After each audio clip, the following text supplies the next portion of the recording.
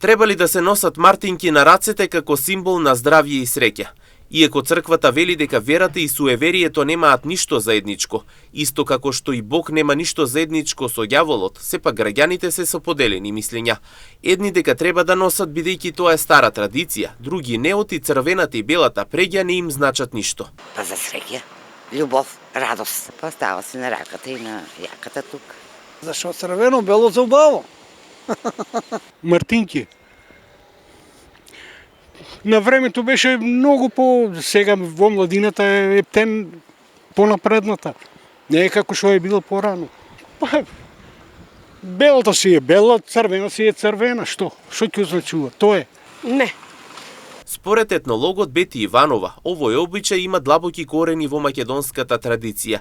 Земне телевизија таа вели дека според нив овој ден е дел од нашето нематеријално културно наследство. Мартинката означува и се носи кај нас за среќа и представува еден символ на месецот март. Месецот март ја најавува пролетта, знаеме дека ја најавува пролетта, а денешниот ден, односно 1 март, во минатото македонците го славеле како празник на пролет. Значи зборуваме за давнешно минато. Го празнувале како празник на пролетта, љубовта, на цвеќињата и на убавината. Во чест на месецот март и доаѓањето на пролетта се носело црвена боја, односно се правеле црвено-бели мартинки.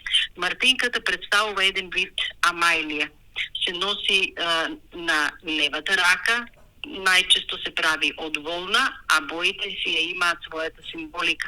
Црвената, која што означува крвта, животот, додека белата боја означува чистотата и среќата. Инаку на 1 март мартинката се става на рака или се закачува на облеката, а потоа според верувањата, мартинката треба да се отстрани во првиот миг, кога ќе се забележи расцветено дрво и да се врзе на него, а според други во мигот кога ќе се забележи првата ластовичка, да се изваде од раката и веднаш да се стави под првиот бел камен.